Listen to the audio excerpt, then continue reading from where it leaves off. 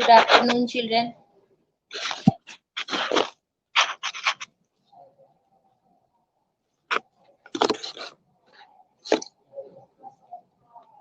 Good afternoon, children. Good afternoon, झील, सौर्य.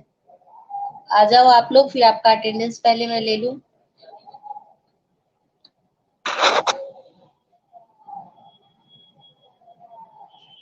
सारे आ गए हैं ना?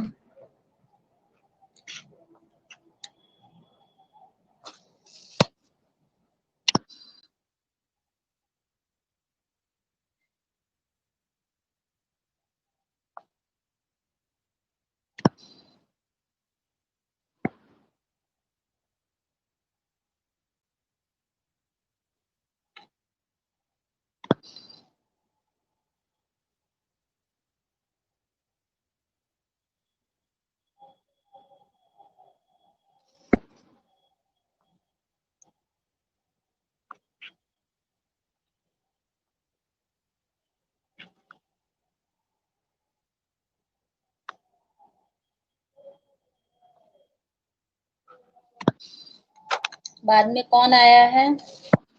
नरेंद्र, आप बाद में आए हो. गुड आफ्टरनून, हिमांशी, नेहा, अनीश, कंचन. बाद में जो आए हैं वो बताएं.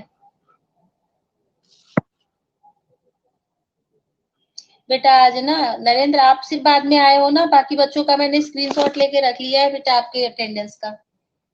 हाँ बेटा, आज ये जो बोर्ड है ना, आज स्क्रीन को इन्होंने हॉरिजेंटल कुछ कर दिया है सॉफ्टवेयर में, इसलिए ये ऐसा आ रहा है ना.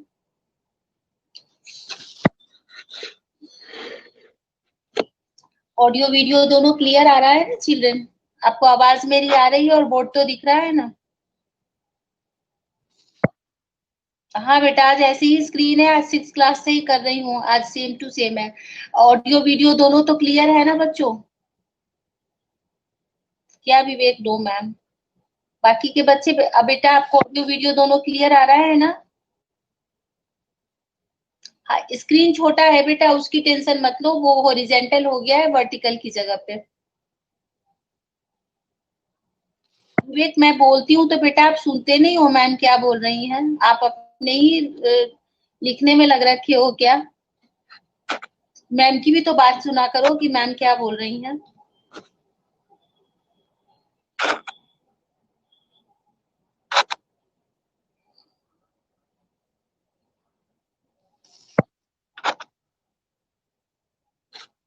मैंने आते ही बोला ना बच्चों आप लोगों को कि बोर्ड जो है वो हॉरिजेंटल हो गया है चिल्ड्रन, इसलिए छोटा हो गया है ना. मैं अब स्टार्ट कर रही हूँ चिल्ड्रन, है ना. गुड आफ्टरनून अनुराग.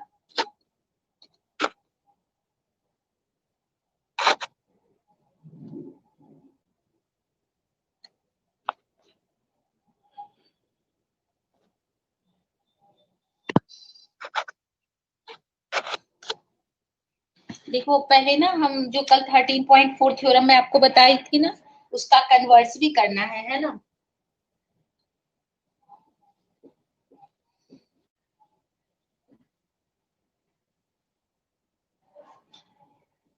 मैं ये लिख नहीं रही बच्चों, आपको तो पता ही है, मैं डायरेक्ट लिख रही हूँ. कहाँ तक आ रहा है आपका? यहाँ से आ रहा है.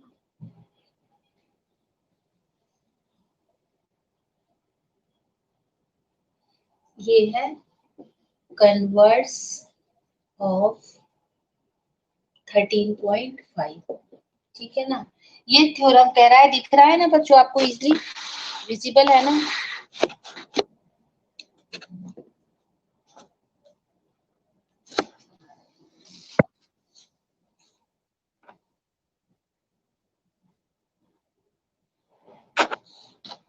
अब देखो यहाँ पे ये थ्योरम कहता है children, if a line is drawn through one end of a chord of a circle such that the angle formed with the chord is equal to the angle subtended by the chord in the alternate segment, then the line is a tangent to the circle.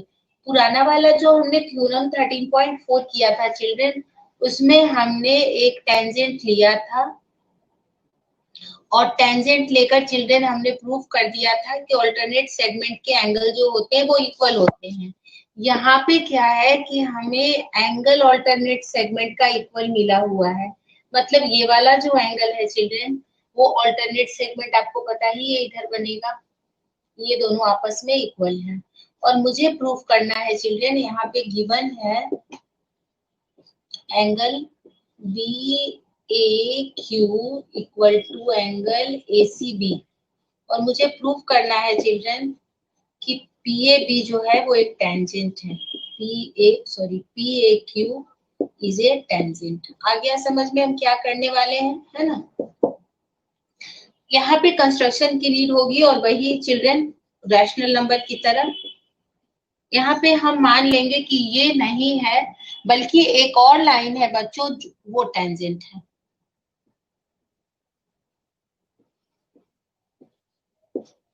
Draw P dash A Q dash which is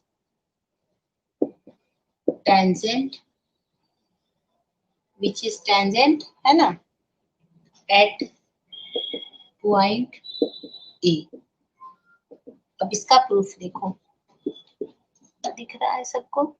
proof में children सबसे पहले, अब ये tangent है तो इसका मतलब क्या हुआ, ये वाला जो एंगल है मतलब angle B A Q dash equal to angle A C B. What's the reason, angle of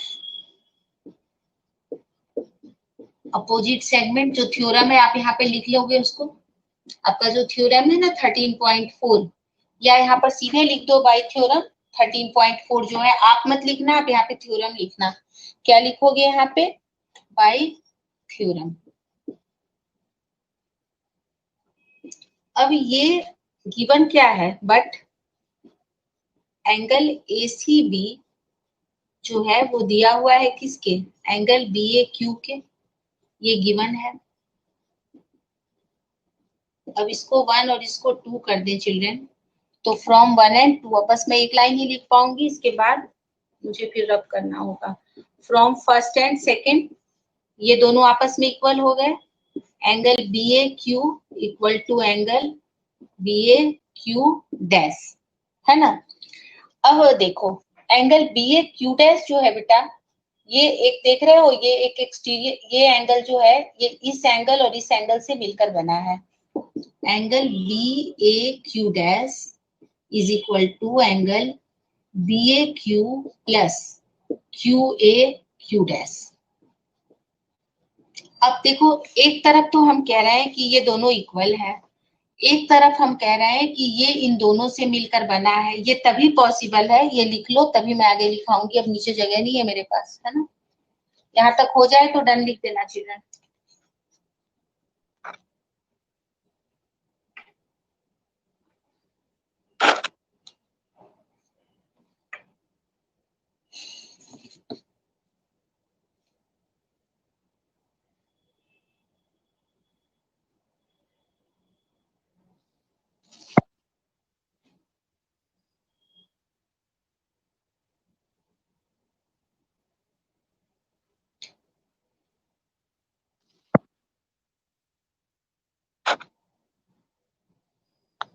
ठीक है ना।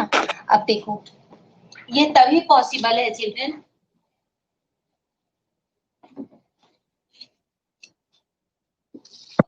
दिस इज ओनली पॉसिबल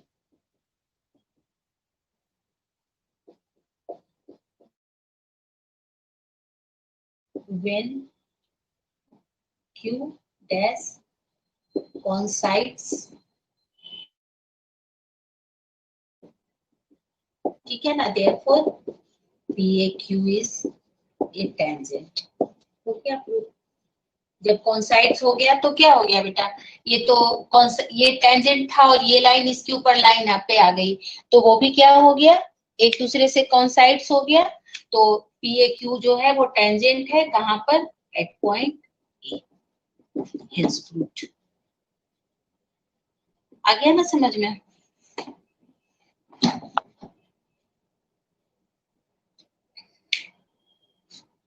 दो ही थ्योरम थे चिल्ड्रन, 30.4 इंपॉर्टेंट है, इसमें भी पॉसिबल कि इस साल आपकी आ भी जाए, और एक इसका कन्वर्स है, ये भी करा दी। कभी कभी 2 नंबर 1 नंबर में कन्वर्स भी आ जाता है, तो आपको दोनों आना चाहिए। सब बच्चों को आ गया समझ में।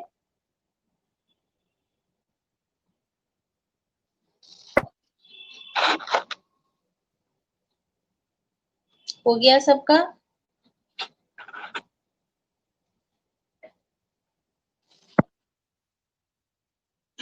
देखो यहाँ पे क्या है ना चिल्ड्रन, देखो हमें क्या मिला कि ये देखो ये एंगल इसके इक्वल था जो डबल है, गिवन था, और मुझे प्रूफ करना था कि ये लाइन टेंजेंट है। हमने कंस्ट्रक्शन से माना कि ये टेंजेंट नहीं है बल्कि कोई एक और ये लाइन टेंजेंट है। तो जैसे ये लाइन टेंजेंट हुई बच्चों, तो ये वाला पूरा एंगल इसके इक्वल हो गया, क्योंकि टेंजेंट का हमें प्रॉपर्टी पता है कि जो टेंजेंट के साथ कॉर्ड जो एंगल बनाती है अपोजिट के इक्वल होती है। अब एक बार हमने कहा ये इसके इक्वल है और एक बार हमने कहा ये भी इसके इक्वल है, तो इसका मतलब क्या हुआ, ये दोनों आपस में इक्वल हो गए। लेकिन ये वाला जो एंगल है बेटा, वो इससे और ये छोटे वाले इन दोनों से मिलकर बना है। तो ऐसा पॉसिबल नहीं है ना। देखो ये वाला जो एंगल है इसके कह रहे हैं पूरे के इक्वल है, लेकिन ये पूरा जो है बेटा इससे और इससे इन दोनों से मिलकर बना है। ये तभी पॉसिबल है जब ये लाइन यहाँ आ जाए, तभी ये दोनों आपस में क्या होंगे, इक्वल होंगे। तो P dash Q dash coincides with P Q.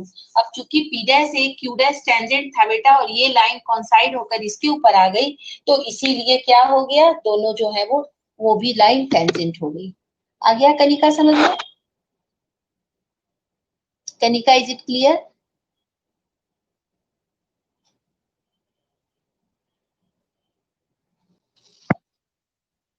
Sonu आगे आपको भी समझ में बेटा?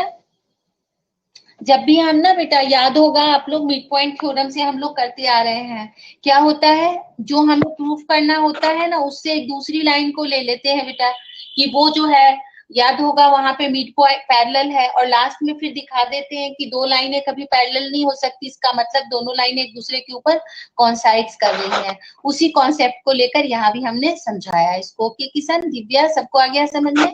अब एक्सरसाइज पर आ जाओ बच्चों और अपने बुक में डायग्राम देखो और मैं आपको आंसर बता रही हूँ, और देखो आपको समझ में आ जाएगा, है ना। पहला क्वेश्चन जो है फिगर को देखना है बेटा और आंसर देना है। अब देखो इसमें बी ए क्यू का ऑल्टरनेट सेगमेंट क्या होगा बताओ आप लोग? ADB. So the first answer of first is angle ADB. What is the answer? मैं डायग्राम नहीं बना रही हूँ, आप सब अपनी बुक में देखो, है ना। मैं डायरेक्ट यहाँ आंसर लिख रही हूँ, डायग्राम है आपके पास बेटा, ऑल्टरनेट सेगमेंट है। फर्स्ट का आंसर क्या हो गया, एंगल ए डी बी। आप खुद भी कर सकते थे, फिर भी मैं एक बार आपको क्लियर कर रही हूँ। सेकेंड में है डीएपी। अब देखो डीएपी उसी कॉर्ड का बेटा, एबी कॉर्ड का दूसरी तरफ का एंगल है, तो डीएपी किसके इक्वल हो जाएगा बताओ? तो आप ही लोग बताओ तो फटाफट, कोई भी जल्दी बताओ मुझे, कौन सा डीएपी किसके इक्वल होगा? डीएपी जो है बेटा वो एडी कॉर्ड के साथ बना है, तो दूसरे सेगमेंट में चले जाएंगे तो एंगल क्या आ जाएगा, एसीबी।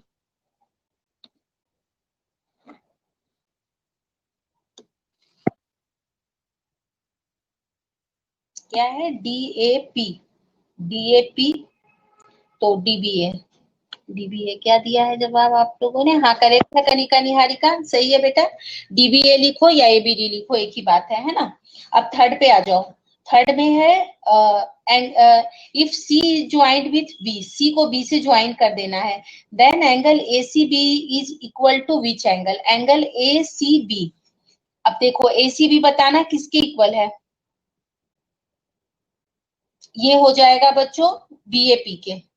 ये किसके इक्वल हो जाएगा? देखो डायग्राम में बता देती हूँ, ये रहा हमारा डायग्राम, और हमें यहाँ से ए बी था और यहाँ से ये हमारी कॉर्ड थी बच्चों, ए है, बी है, क्यू है, ये यहाँ से ऐसे सी निकाला है इसने, ये हमारा बी है, ये हमारा डी है, और ये हमारा ए है ना। अब इसने देखो पूछा क्या, एंगल थर्ड में ए सी बी, तो ए सी बी के लिए इसको मिला दो बच्चों और ये एंगल हो गया। अब ये एंगल कौन से सेगमेंट का है, तो पहले इसको देखो ये कौन सी कॉर्ड से ये मिलकर बेटा बना हुआ है, तो मुझे बताओ ध्यान से कौन से एंगल से मिलकर बना हुआ है? तो देखो ये वाला एंगल है, ये है ना, ये वाला, ये इस कॉर्ड का है। फिर इसी तरह से फोर्थ पे आ जाओ, A B D. A B D ये रहा एबीडी। अब बताओ एबीडी किसके इक्वल है बेटा?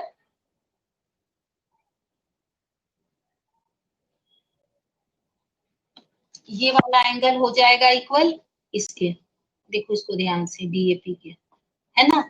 और ठीक इसी तरह से पूछ रहा है एडीबी, एडीबी ये वाला, ये तो मालूम ही है आपको, ये किसके इक्वल हो जाएगा, ये इक्वल हो जाएगा इधर वाले पूरे के, है ना, इसका नाम है BAQ। स्क्रीन ही बंद हो गई, एक सेकंड बच्चों, है ना, आ गया सबको समझ में, ये इजी था बच्चों। अब आ जाओ क्वेश्चन सेकंड पे। अब सेकंड क्वेश्चन भी देखो मुंह से ही बना लेंगे। BCP किसके इक्वल है, 80 डिग्री।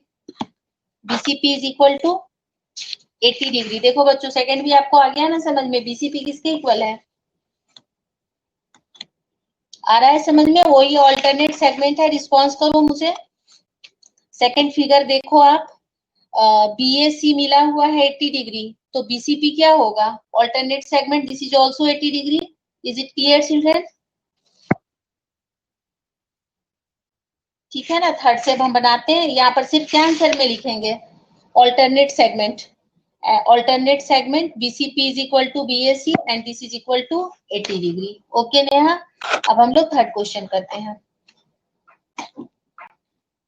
थर्ड का पहले डायग्राम बनाते हैं बच्चों, क्योंकि इसमें हमें कुछ कुछ वैल्यू निकालनी है। तो देखो XY और PQ जो है दो पैरेलल टेंजेंट्स हैं, तो पहले तो हम सर्कल बनाएं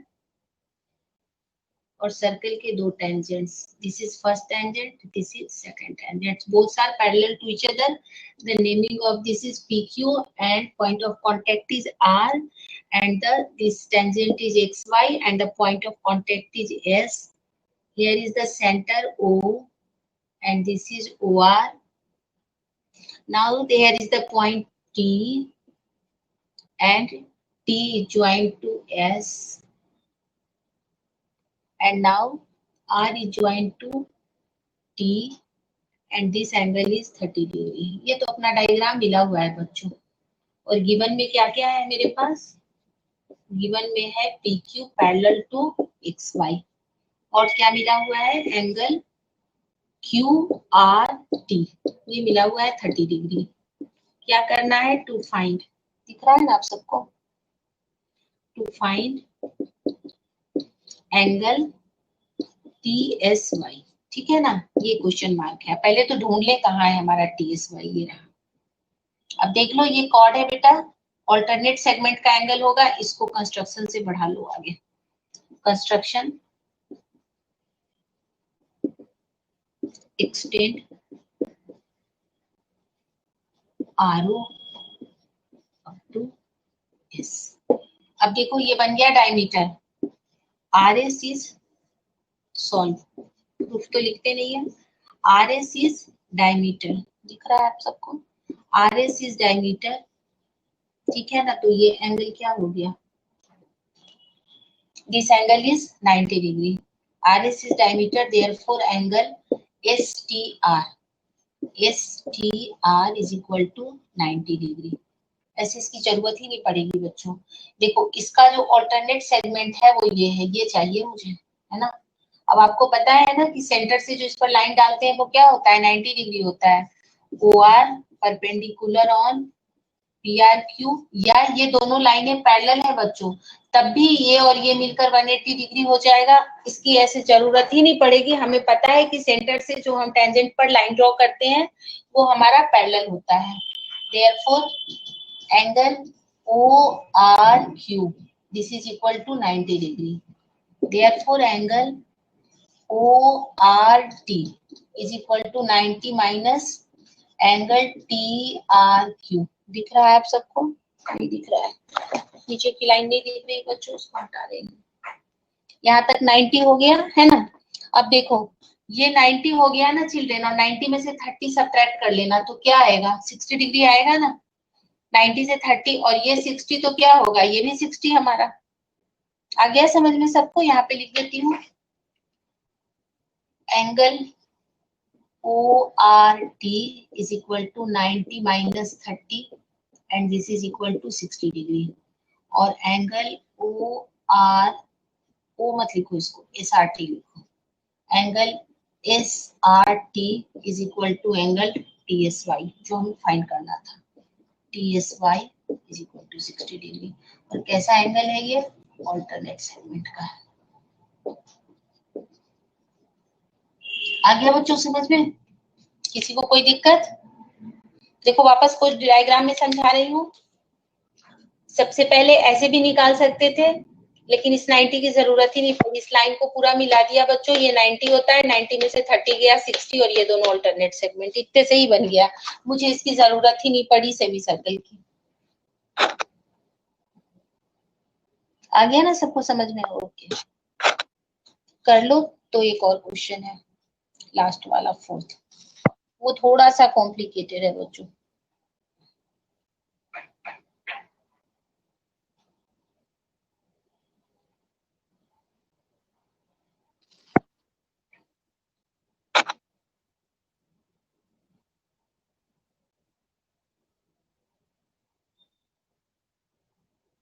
कर लिया सबने?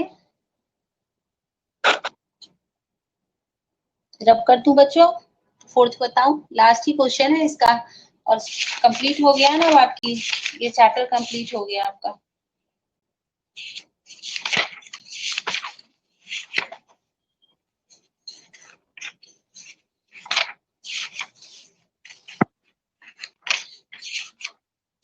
रब कर दूं चिल्ड्रेन?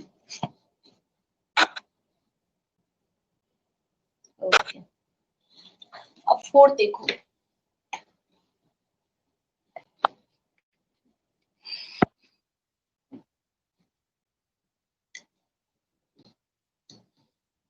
फोर्थ क्वेश्चन जो है हमारा चिल्ड्रन, इसमें हमें फिगर मिला हुआ है, तो पहले तो हम डायग्राम ड्रॉ कर लेते हैं।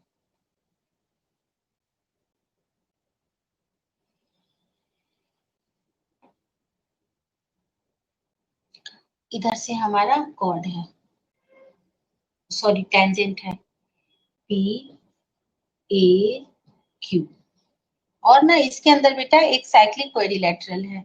इस ए से लेते हुए बी, बी से लेते हुए सी, और इधर सी से लेते हुए बच्चों डी।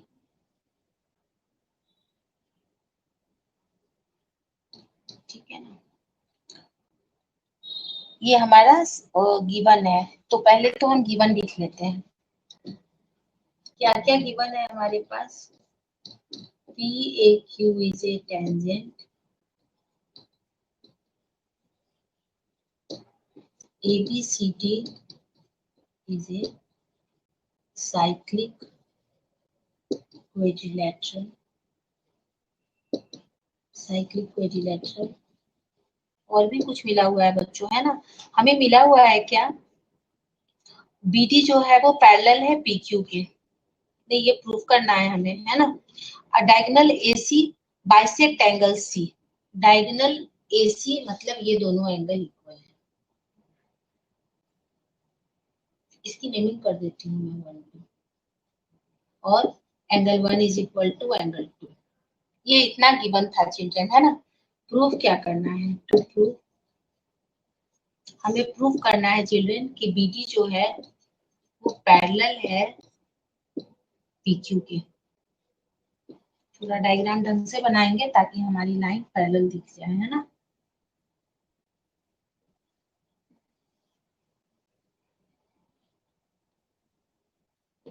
आ गया समझ में आपको क्वेश्चन? पहले देखो वापस रिपीट कर रही हूँ बच्चों, अभी लिखना मत, आप समझ लेना। यहाँ पे ABCD एक साइक्लिक क्वाड्रिलेटरल है चिल्ड्रन, और यहाँ पे जो साइक्लिक क्वाड्रिलेटरल का डायगोनल AC है वो C को बाइसेक्ट कर रहा है, एंगल C को बाइसेक्ट कर रहा है। ओके, और PAQ तो एक टेंजेंट है, हम सबको दिख रहा है। हमें प्रूफ करना है चिल्ड्रन कि BD जो है वो PAB के पैरेलल है, BD is parallel to BAB। ठीक है ना? ये हमारा तो क्वेश्चन है। अब देखो मैं इसको प्रूफ कर रही हूँ, आपको समझा रही हूँ। कंस्ट्रक्शन की कोई नीड नहीं है चिल्ड्रन, क्योंकि सब कुछ यहाँ पे बना हुआ है। प्रूफ, अब जो जो मैं एंगल लिखती जाऊंगी चिल्ड्रन आप ध्यान से देखना। अब ये देखो, पहले देख लो फिर आप करना। ये टेंजेंट है चिल्ड्रन, है ना? और टेंजेंट है बच्चों, और ये हमारी एक सपोज करो AB कॉर्ड है। तो आप ध्यान से देखो, ये वाला जो हमारा एंगल है चिल्ड्रन, इधर से जो ये एंगल है हमारा, ये किसके इक्वल हो जाएगा? कोई दिक्कत नहीं है इसमें किसी बच्चे को, है ना? 1 2 नाम दे रखी हूँ नाम देती हूँ 4। मैं एंगल नहीं लिखती क्योंकि एंगल लिखने से बहुत ही ज्यादा प्रॉब्लम आ जाती है। प्रूफ में मैं लिखती हूँ, या आप एंगल का नाम भी लिख सकते हो, BAQ equal to angle ADB, और या हम लिखेंगे angle 3 is equal to angle 4। Why? Angle of alternate segment.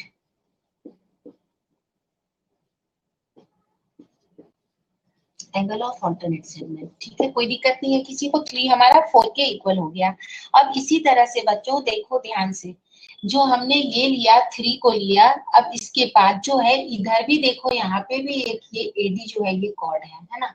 तो ये जो एडी कॉर्ड है बच्चों, ये इधर भी देखो एक एंगल बना रहा है यहाँ पे, है ना। और ये जो एंगल बना रहा है, ये कॉर्ड कहाँ बना रही है, यही ये वाली एंगल जो बना रही है वो कॉर्ड यहाँ बना रही है।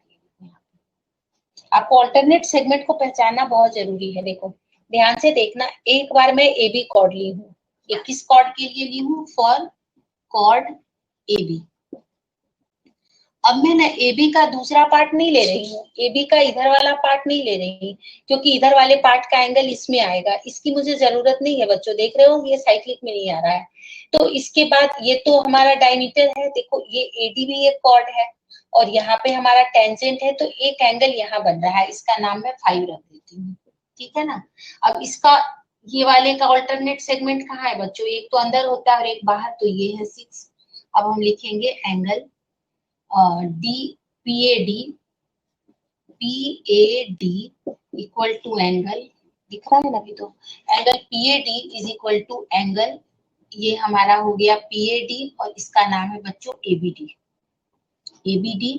नेमिंग कर दी हूँ मैं चिल्ड्रन, एंगल 5। जिससे नहीं ये लिखा जाए वो सीधे एंगल लिखना, बोर्ड में ये नंबर नहीं कटेंगे। किसके लिए? For chord. ये मैं साथ में इसलिए कॉर्ड लिख रही हूँ बच्चों ताकि आप भूलो ना, और रीजन सेम है एज अबव। यहाँ तक किसी बच्चे को कोई दिक्कत है तो मुझे बताओ। यहाँ तक किसी बच्चे को कोई प्रॉब्लम है तो बोलो, मैं दोबारा बताऊंगी। एक बार मैं कॉर्ड एबी ली हूँ चिल्ड्रन, और एक बार मैं कॉर्ड एडी ली हूँ। यहाँ तक किसी बच्चे को कोई दिक्कत तो नहीं है, ये मुझे बताओ।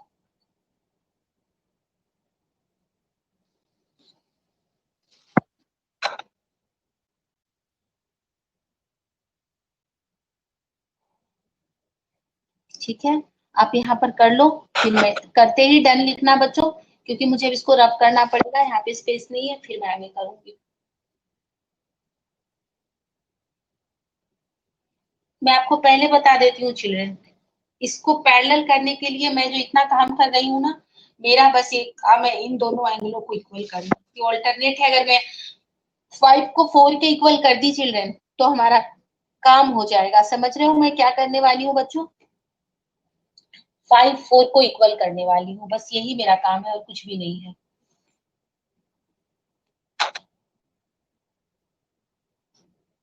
ठीक है ना, सबने कर लिया?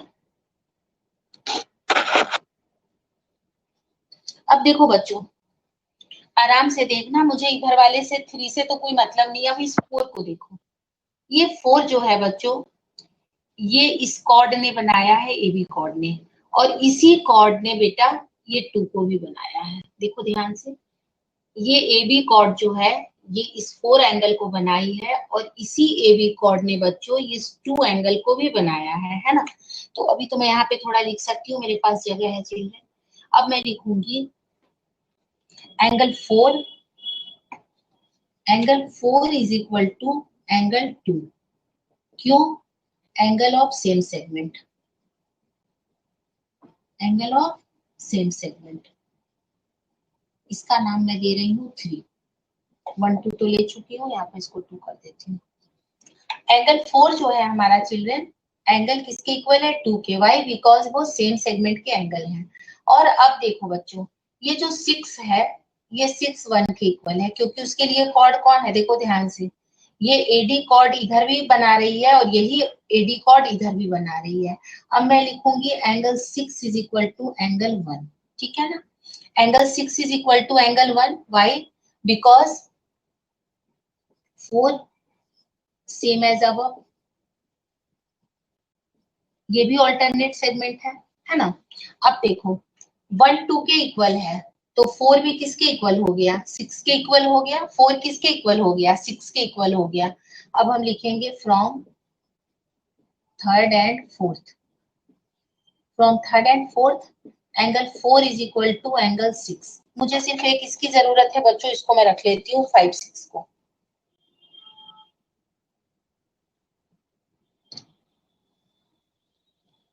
या इसको रहने देती हूँ, मैं इधर स्पेस रख करती हूँ ताकि जरूरत हो तो समझा चुका हूँ। 4 6 के इक्वल है। क्यों इक्वल है? क्योंकि गिवन है बेटा। क्या गिवन है? गिवन है angle 1 is equal to angle 2। तो राइट हैंड साइड इक्वल हो गए। आप किसी के पास यहाँ पे आप लिख सकते हो angle 6 is equal to angle 2, तो दोनों 2 2 हो गए, तो 4 6 के इक्वल हो गया। अब मैं इसको लेकर इधर चलती हूँ, angle 4 is equal to angle 6 और इसका नाम करती हूँ मैं 5। अब देखो हमारा जो 6 था चिल्ड्रन किसके इक्वल था? 5 के, but angle 6 is equal to angle 5 from second। तो देखो ये भी 6 है, ये भी 6 है, therefore angle 4 is equal to angle 5। These are alternate angles। Therefore नाम है यहाँ पे, therefore BD parallel to PQ। इसकी जरूरत नहीं है मुझे, इसको हटा रही हूँ मैं। हेल्स प्रूफ, वो मुझे 2 लिखना था इसलिए रख रखी थी बच्चों।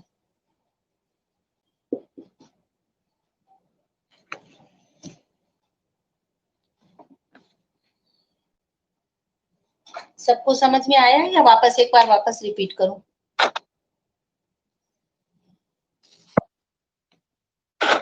बच्चों एक बार बोलो तो मैं वापस रिपीट कर दूं इसको, ये आ गया आप सबको समझ में?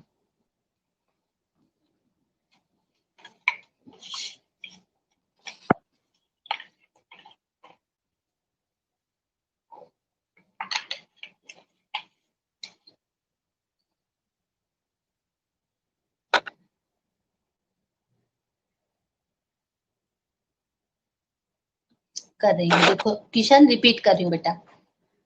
डायग्राम में देखना, अब ये लिखने वाले पार्ट की जरूरत नहीं है, समझना पहले मुझे। ये दोनों इक्वल मिला हुआ है ना, और इसको इसके पैरेलल प्रूफ करना है, यही हमारा क्वेश्चन है किशन, है ना। ये दोनों इक्वल हैं गिवन में, साइक्लिक क्वाड्रिलेटरल है बेटा, इसकी सारी प्रॉपर्टी जो भी होती है हम लगाएंगे, और इस लाइन को इसके पैरेलल प्रूफ करना है। मैंने पहले ही माइंडसेट कर लिया कि मैं इन दोनों एंगलों को पैरेलल प्रूफ कर दूंगी, या तो इधर प्रूफ कर दूंगी या तो 3 को 6 के कर दो, किसी को भी कर दो, एक ही बात है, यहाँ से 3 6 भी हो जाएगा बच्चों।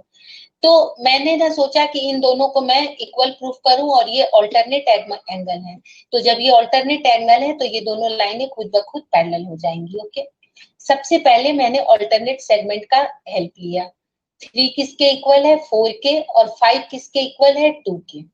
अब इससे यहाँ पे मैंने इसलिए ये हेल्प लिया बच्चों, दो मुझे कॉर्ड ली हूँ, एक बार कॉर्ड एडी ली हूँ, एक बार कॉर्ड एबी ली हूँ। मैंने भी तुम्हें तुरंत बताया कि इधर का एंगल को नहीं कंसीडर किए, क्योंकि ये वाला एंगल बच्चों इसके अंदर आता है, यहाँ पे इधर है ही नहीं मेरा कोई काम। इधर भी मैं अगर ये वाला एंगल लेती बच्चों तो वो इधर आता, तो इसलिए इसका एक एक एंगल नहीं लिया। ऑल्टरनेट सेगमेंट आपको याद है, देखना हमेशा ध्यान रखना कि जैसे एक सर्कल है दिख रहा है ना, और ऐसे अगर हम एक टेंजेंट ड्रॉ करते हैं चिल्ड्रन, ठीक है ना, और इस पर एक हम इस तरह से कॉर्ड डालते हैं, तो एक एंगल इधर बनता है और एक इधर बनता है। ये इधर वाले के इक्वल होता है, और ये जो है बच्चों ये ऊपर वाले के इक्वल होता है। ये थ्योरम बिल्कुल आप याद रखना, इसी से ये कॉन्सेप्ट से बना है। लेकिन आप देखो ये बाहर जो हो रहा है वो इधर साइक्लिक के बाहर आ रहा है, इसलिए ना तो हमने इधर कंसीडर किया ना इधर किया। अब इसके बाद जब हमने इन दोनों को इक्वल कर दिया तो आपस में हमने इक्वेट किया। 4 किसके इक्वल है बच्चों? तो 4 इक्वल है 2 के। क्यों 4 2 के इक्वल है? क्योंकि ये सेम सेगमेंट है। ये भी मैं आपको समझा चुकी हूँ कि अगर एक सर्कल है, एक कॉर्ड है, ये जितने एंगल बनाएगा बेटा इस तरह से, ये सब इक्वल होंगे। इसलिए इक्वल होते हैं कि ये वाले थ्योरम पर ये चलता है कि इसका ये सब क्या होता है? आधा होता है। तो सब अगर मान लो ये 120 है तो सब 60 60 60 होंगे, और इनको कहते हैं angle of same segment. Opposite में नहीं आना बेटा, इस कॉर्ड के इधर या इधर भी जितने बनेंगे वो सब इक्वल बनेंगे, इस तरह का कॉन्सेप्ट है ना। इसकी हेल्प से मैंने 4 को 2 के इक्वल कर दी। ओके, और जब ये वाला कॉर्ड लिए बच्चों तो 6 1 के इक्वल हो गया। अब ये दोनों आपस में इक्वल थे बच्चों, तो 4 भी 6 के इक्वल हो गया, है ना। 4 किसके इक्वल हो गया, 6 के, और 6 किसके इक्वल था बच्चों, 5 के। तो 4 6 के भी इक्वल है और 4 5 के भी इक्वल है, तो ये दोनों भी आपस में इक्वल हो गए 4 5। और जब 4 5 इक्वल हो गए तो ये 4 और 5 क्या है, ऑल्टरनेट सेगमेंट के एंगल है, और ऑल्टरनेट एंगल है, और ऑल्टरनेट एंगल जब इक्वल होते हैं तो दो लाइंस पैरेलल होती हैं। सब बच्चों को क्लियर हो गया ये, या कोई प्रॉब्लम है तो बोलो। सबको आ गया समझने?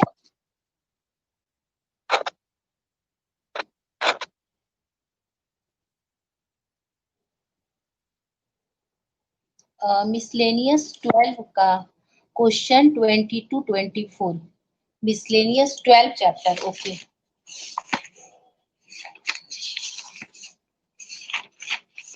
12 एक मिनट बता रही हूँ बच्चों। 12 का 22 और 24।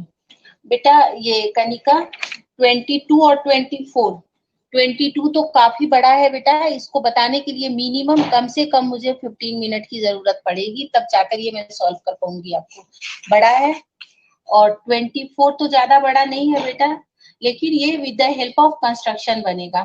24 कितना टाइम बच रहा है अपने पास, मैं 24 को जो है ना यहाँ पे तुम्हें समझाती हूँ, है ना, देखना यहाँ पे।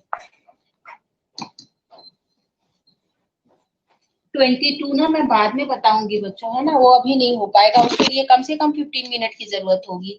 Angle bisector of a triangle and perpendicular bisector of its opposite side intersect, then intersect at semi circle of, actually क्या है ना, इन सब के लिए मुझे थोड़ी फोकस की जरूरत होगी, तभी हम इन सबको अच्छे से समझेंगे। फिर भी मैं ट्राई करती हूँ कि आपको समझ में आ जाए।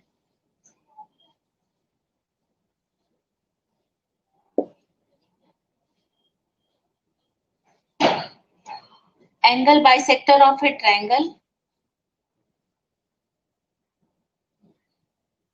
अब देखो, angle bisector of a triangle and perpendicular bisector of its opposite side. Suppose करो इसका मैं बाइसेक्टर लेती हूँ ए का, तो इसका ये अपोजिट साइड है, इसका ये क्या है बेटा, परपेंडिकुलर बाइसेक्टर ऑफ इट, और इस ये तो एंगल बाइसेक्टर है ना। थोड़ा और सही से ले लेते हैं इसको, और इस लाइन का हम परपेंडिकुलर बाइसेक्टर लें, वो सीधी आएगी ऐसे। और ये कहता है कि ये दोनों जहां पे इंटरसेक्ट करते हैं वो सर्कल का ट्रायंगल का सरकम सर्कल होगा, ठीक है ना। मतलब ये कहाँ पे आके दोनों कर रहे हैं, इसको ना यहाँ पे ही हमें मिलाना है,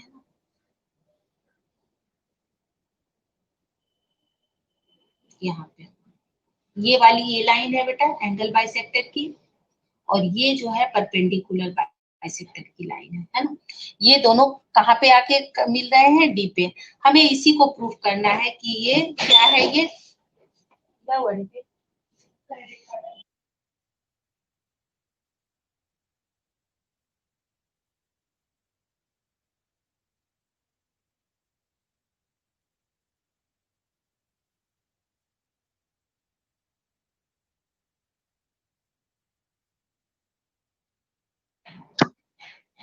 ठीक है, ये हमारा क्वेश्चन हो गया, आगे आपको समझ में। अब देखो इसको कैसे प्रूफ करेंगे वो मैं समझाती हूँ। यहाँ पे हमें थोड़ा कंस्ट्रक्शन करना होगा। हम क्या करेंगे, यहाँ पर इसको दोनों को, ये जो डी है ना, इसको यहाँ से ज्वाइन कर दो, इधर से भी ज्वाइन कर दो और इधर से भी ज्वाइन कर दो। हमने इसको दोनों तरफ से ज्वाइन कर दिए। अब ये जो है हमारा, देखो ये जो ट्रायंगल हमारा है बीडीएम, यहाँ पे नाम कर देते हैं कुछ इसमें, ये भी 90 है, ये भी 90 है ना। ये दोनों 90 है, और साथ ही साथ ये दोनों परपेंडिकुलर बाइसेक्टर है, इक्वल है, और ये कॉमन है। तो ये दोनों ट्रायंगल क्या हो गए, triangle B M D congruent to triangle C M D. तो इससे मुझे क्या मिल गया children, B D is equal to C D, ये मुझे मिल गया है ना। B D is equal to C D मिल गया, और बी डी जब सी डी के मिल गया मुझे इक्वल, तो इसका मतलब ये वाला आर्क जो है आर्क बीडी जो है ये भी इक्वल हो गया आर्क सीडी के। अभी मैंने इसको उल्टा प्रूफ कर रही हूँ, मैं मान ली हूँ कि ये ट्रायंगल पर है। अब ये देखो, ये दोनों आर्क जो बनाएंगे angle, equal arc make equal angle, so angle B A D equal to angle C A D हो गया।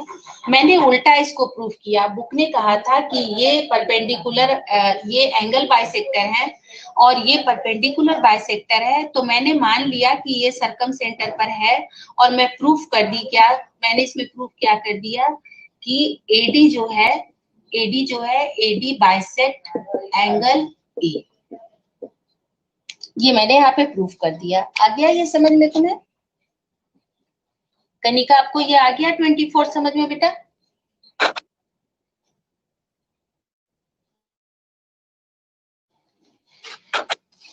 गिव मी रिस्पॉन्स बेटा।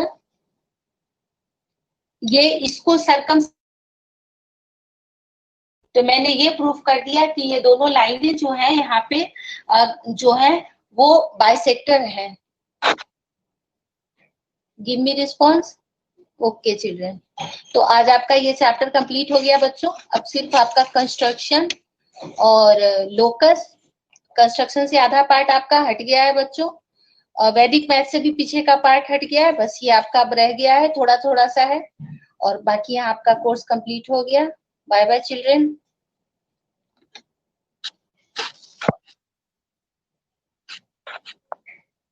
Bye children.